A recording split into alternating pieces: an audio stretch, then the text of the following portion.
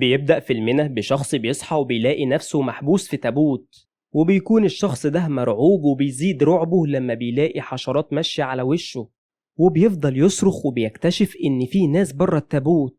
فبيفتحوا الناس التابوت وبيكتشف إنه متحوط بعصابة، ولما بيحاول يقاومهم بيضربوه على دماغه وبيقع فاقد الوعي وبيجروه على الأرض. وبيفتكر الشخص ده من 6 شهور لما كان في سول في كوريا الجنوبية، وبيكون الشخص ده اسمه ليه وبيحلم باسم بنته وبيقول إنه هيسميها سول على اسم عاصمة كوريا.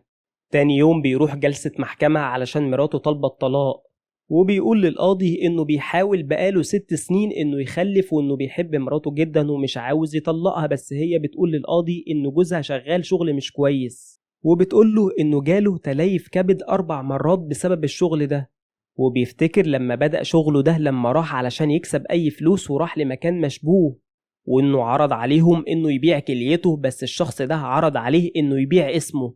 وبياخد الشخص ده لواحد وبيقوله إنه ممكن يكسب من اسمه زي ما بيكسب من أي حاجة تاني. وبيرجع ليه للمحكمة وبتأجل المحكمة الحكم، وبيجري ليه ورا مراته وبيترجاها ترجع له، وبيقول لها إنه قرر يسمي بنتهم سول، بس بتسيبه مراته وبتمشي. وبيركب ليه عربيته وبيتكلم مع صديقه وبيقول له صديقه إنه يعمل في شغله ختم قانوني باسمه علشان يختموا كل الورق بيه من غير ما يحتاجوا توقيعه. وبيروح ليه وبيعمل اسمه وبيقول له الراجل إن اسمه مميز ومعناه الثروة، بس واضح إنه ملوش نصيب من اسمه. وبيسأله ليه عن اسم بنته، فبيقول له الراجل إن الشخص مش باسمه بل بالاختيارات اللي بياخدها في حياته علشان ترفع من اسمه. وبيروح بعدها للشركة واللي بيكون اسمها سبوتك واللي شغال فيها مدير بشكل سوري، وبتكون الشركة بتستغل اسمه في القانون بس، وبيفضل شغال وعلاقته بمراته بتتدهور، وبتكون قربت تولد وبتقوله إنها هي وبنته محتاجين وجوده هو مش مجرد فلوس. وبعد 4 شهور بيجيله واحد وبيحاول يخدعه وبيقوله إنه جاي يشوف مشكلة الأسهم، ولما بيكشفوا ليه بيحاول يهاجمه، بس السكرتيرة بتقوله إنه من مسؤولين الشركة وبتديله فلوس عملوها في الفترة اللي فاتت وبيمشي. وبيروح ليه لصديقه وبيقوله يبطل يزور الرهانات ويكسب فلوس من التزوير والنصب، وبيقوله إنه هيستقيل بعد 2 شهور وهيفتح مشروع علشان يقدر يكون أب كويس لبنته. وبيجيله اتصال إنه لازم يروح حالا للمطار، وبيروح صديقه يوصله، ولما بيوصل بيقوله واحد إنه لازم يسافر للصين باسم الشركة وبيديله خط يتواصل معاهم منه. وبيوصي صديقه على مراته لحد ما يرجع وبيتحرك ليه في طريقه للصين، وبيفضل ليه شغال هناك لحد ما بيكون فاضل 2 أسبوع بس على ولادة مراته، وبيكلم مراته وبيوعدها إنه هيكون موجود وقت الولادة. بس فجأة بيجيله اتصال ولما بيرد ما بيكونش فيه حد، وبيسمع الأخبار وبيعرف إن الناس اللي شغال معاهم استغلوا اسمه، وبيعرف إنه متورط في اختلاس 100 مليار وهرب من كوريا.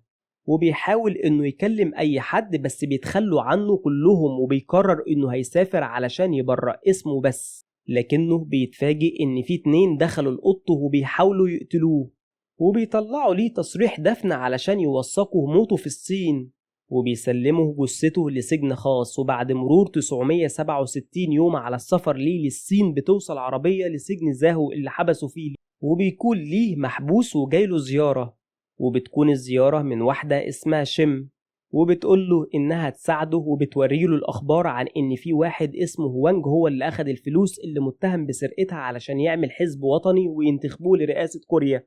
وبيعرف ليه إن شم واخداه علشان ينتقم من هوانج ويزيحه من انتخابات الرئاسة، وهتكون هي كسبانة وهو كمان كسبان، وإنها بعدها هتديله فلوس يبدأ بيها حياته من جديد.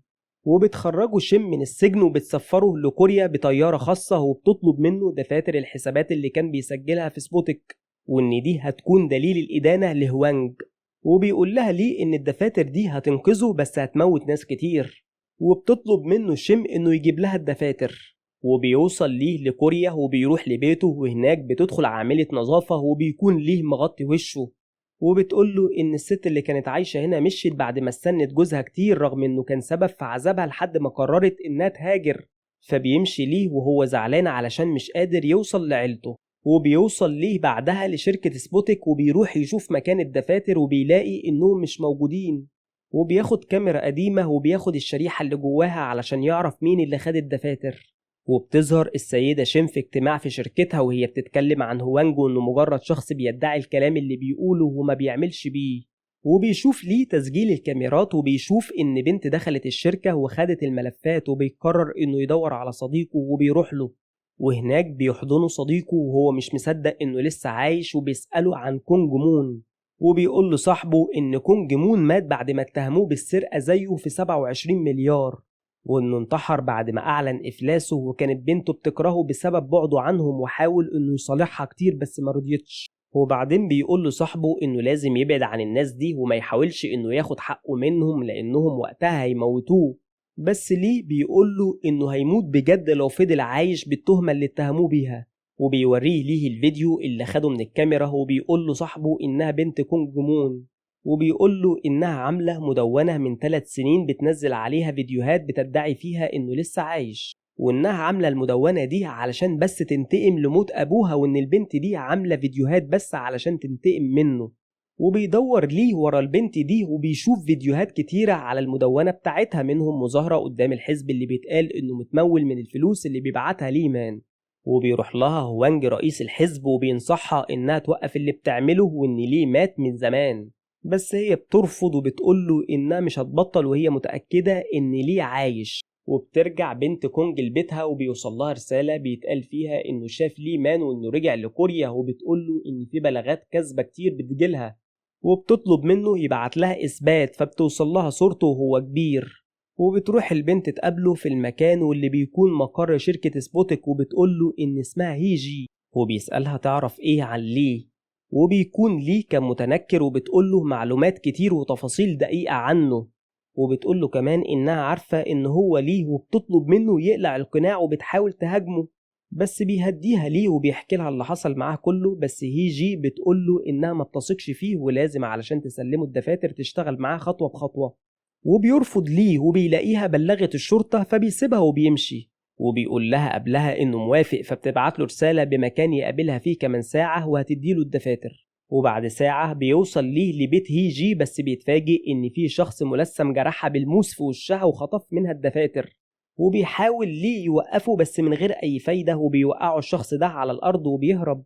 وبتسأله هيجي مين تاني يعرف إن الدفاتر معاها، فبيقول لها على صديقه، وبيروحوا له وبيقول لهم إنه مصاب وإنه مستحيل يسرق الدفاتر دي، وبيصدقوه لما بيوريهم جرح صعب في إيديه. وبياخد ليه هيجي وبيروحوا يقابلوا شم، وبتتفاجئ من وجود هيجي، وبتقول ليه إنها تديله فرصة يلاقي الدفاتر لأن ده دليل الإدانة لهوانج. وبيفتكر ليه الشخص اللي جاله الشركة وقالت له السكرتيرة إنه من المسؤولين ولو وصلوا ليه هيعرفوا المستثمر. وبيرجع ليه للبيت مع هيجي وبيسألها هي بتعمل كل ده ليه وكانت بتكره أبوها، فبتقوله إنها بتعمل كل ده علشان تلاقي سبب واحد لعدم وجوده معاها. وبتسأله عن الوشم اللي على ايديه، فبيقول لها إنه نقشه وهو في السجن على صوابعه بحروف اسم بنته اللي مش هيقدر إنه يشوفها حاليا من غير ما يثبت براءته. وتاني يوم بيروحوا للمكان اللي باع ليه اسمه فيه، وبيلاقوا كارت الشخص اللي قاله إنه يبيع اسمه، وبيتصلوا بيه وبيقولوا له إنهم عاوزين يعينوا شخص رئيس شركة سوري. ولما بيوصل بيشك الوسيط فيهم، بس بيقولوا له إنهم عندهم نصيحة حلوة ليه في شغله، وبيدوله طريقة الشغل وبيركب معاهم، وبيسأل الوسيط ليه اتعلم فين، فبيقول له إنه اتعلم من منظمة، وبيقول له الوسيط إنه دايما بيشتغل لوحده إلى إنه كان نفسه يشتغل مع ليه، وبيقول له بس ليه مات وده عملاق المجال بالنسبة له وأكتر شخص كمل في المجال ده وهرب ب100 مليار. وبيخلع عليه القناع وبيشوف الوسيط إنه عايش وبيفرح جدا، وبيقول له إن في بنت اسمها هيجي مختلة مقتنعة إنه عايش، فبتلف هيجي وبتشيل النضارة وبيعرف إنها هي، وبيقرر إنه يساعدهم لأنه حاسس بالذنب من اللي حصل زمان. وبيقول لهم إن السر في شخص اسمه جو ومشهور باسم جو المغسلة، وإنه من شهرين استغل مناديب مبيعات بحساباتهم المصرفية وخلاهم كلهم مديونين بفلوس حوالي 1,000,000، وإنه عمل كده علشان مبيعاته كانت خسرانة وضحك عليهم كلهم. وبيقول لهم إنه هيوصلهم للمناديب دول، وبيكون جو محتاج علشان أي عملية يدخلها عدد كبير من الناس حوالي 20 شخص، وبيروح ليه وبيحكي لشم وبتقوله إنهم هيروحوا يقابلوا واحدة من المناديب دول واللي اشتغلت معاه، وإنه قال لها لو جابت له ناس هيسدد لها الدين اللي عليها. وبتروح شم للمندوبة مع هي جي وبتقول للمندوبة إنها تساعدها تنتقم من جو وتقنعه إنها تجيب له حوالي 200 شخص علشان بس يوصلوا ليه. وبتقول لهم المندوبة إنهم هيستغلوا اسم هي جي ويدخلوها اجتماع مستثمرين شباب، وإنها تكون طعم علشان يطلب جو إنه يقابلها.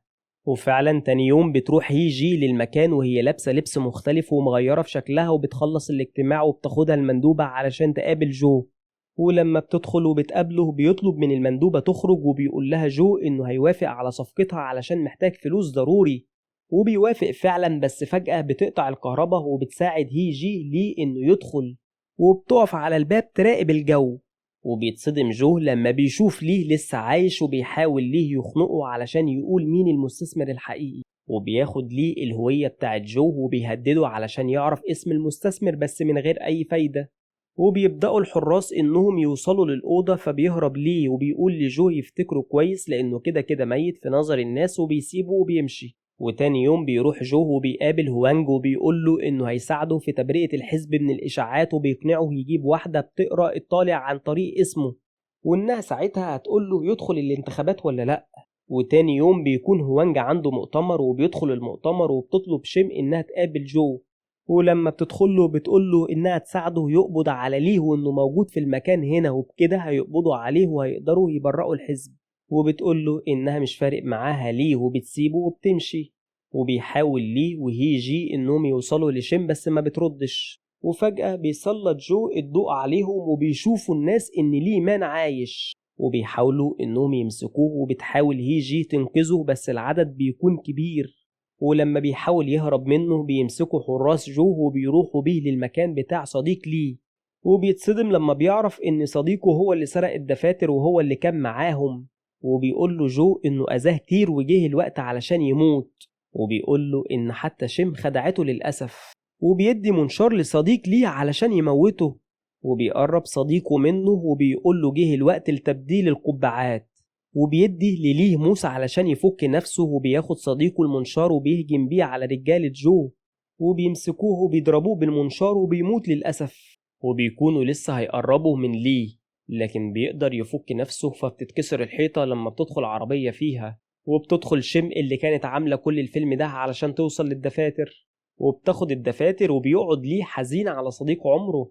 وفي الوقت ده بتكون هي جي بتدور ورا شركة سبوتيك، وبتكتشف إن الشركة تبع ليها شركات تانية، وعند ليه بتديله شيم الفلوس اللي وعدته بيها، وبتديله عنوان مراته، وبيعرف إن مراته بقت شغالة عازفة جيتار لتدريب الأطفال. وبينجح ليه إنه يظهر إن هوانج خد 10 مليار بس لسه فيه 90 مفقودين. وبيحاول يكلم مراته وبترجاها يسمع اسم بنته، بس بتقوله إنها ماتت وإنها مش عايزة تشوفه تاني. وبيروح يقابل هي جي وبتقوله إن الشركة كانت تابعة لشخص تاني هو اللي بيكون رئيس أطباء نادي خاص بالبيسبول، وإن هو ده اللي خد 90 مليار. وبيقابل ليه شيم وبيقول لها إنها استغلته علشان توصل للي هي عايزاه، ورئيسها كمان استغلها. وبتتضايق شيم وبتروح للرئيس وبتعرف منه إنها كانت مجرد طعم، وبتقرر إنها تنتقم منه.